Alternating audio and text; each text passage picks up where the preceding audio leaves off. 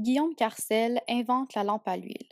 Grâce à celui-ci, les premiers phares ont d'abord été constitués d'une lanterne éclairée par la combustion d'une bougie, d'huile ou d'acétylène. Par la suite, le projecteur à miroir parabolique est inventé. Muni d'une lampe à incandescence placée au foyer d'un miroir en forme de paraboloïde de révolution, le phare devient électrique et équipe toutes les automobiles.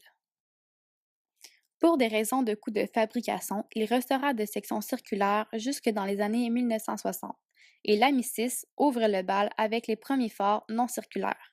En réalité, il s'agit de phares tronqués en haut et en bas. L'intérêt réside dans la profondeur plus grande, ce qui augmente l'intensité du flux lumineux capté, donc renvoyé, par le miroir. En 1901, la lampe à mercure commence à être utilisée en automobile, une flamme blanche très vive. Les projecteurs à lentilles convergentes apparaissent, puis les phares directionnels. La Turkey 48 mais aussi la DS sont des véhicules munis de phares directionnels, couplés au système de direction. De ce fait, dans les virages, il éclaire la route que veut suivre le conducteur et pas le fossé. Par la suite, une correction d'assiette est nécessaire. Plus que les autres, les véhicules utilitaires peuvent subir une forte variation d'assiette lorsqu'ils sont chargés. Les phares n'éclairent plus dans les conditions optimales et tendent à éblouir les passagers venant d'en face. Il convient de procéder à une correction en abaissant l'axe des phares pour compenser le défaut. Ce système, maintenant automatisé, est devenu obligatoire et intégré dans les nouveaux phares surpuissants.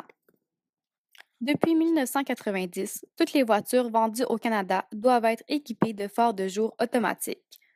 Ces phares de jour peuvent prendre diverses formes. Les feux de croisement allumés à 80%, les pleins phares allumés à 40%, les clignotants allumés à 100%, les antibrouillards allumés à 100%, en plus des feux de position, tout l'éclairage extérieur allumé en tout temps.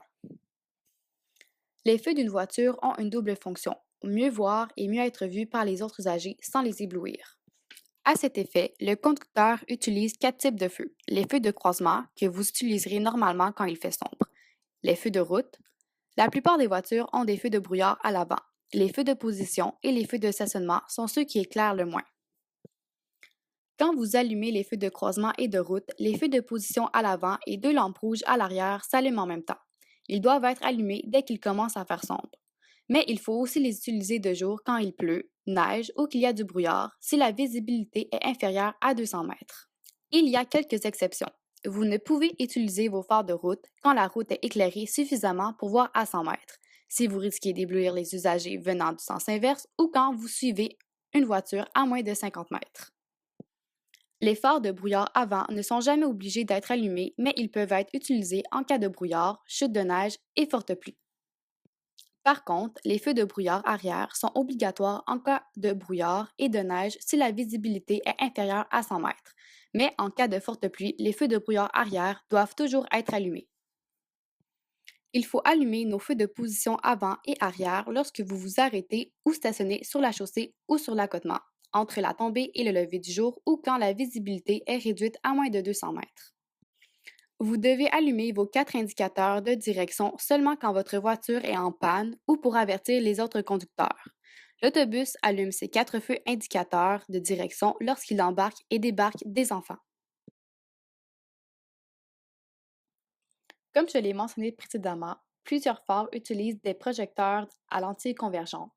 Une lentille convergente est une lentille qui réfracte les rayons lumineux parallèles de façon à les rapprocher de l'axe principal. Les lentilles convergentes peuvent être identifiées au toucher, puisque le centre de la lentille est plus épais que les extrémités de cette même lentille. Il existe trois types de lentilles convergentes: biconvexe, plan convexe, ménisque convergent.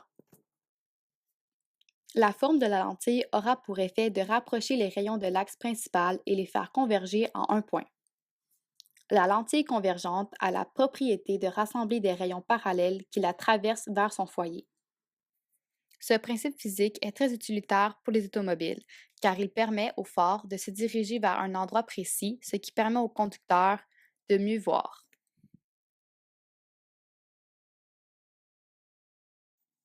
Il existe plusieurs types d'éclairage pour l'automobile. Le premier est l'halogène. Il fonctionne comme une ampoule classique au niveau du principe, sauf qu'elle a été optimisée.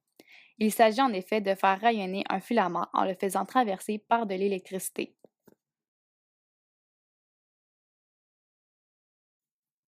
L'éclairage au xénon.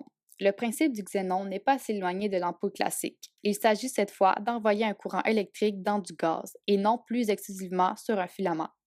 Le xénon est très rare, donc très cher.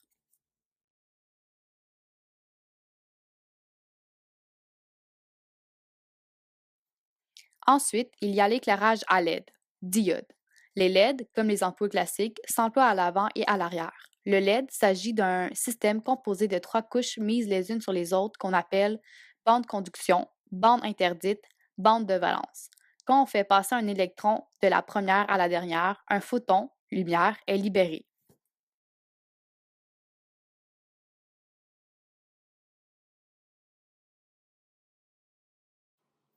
Finalement, il y a l'éclairage laser, le système à laser dont Audi et BMW semblent vouloir utiliser dans l'avenir.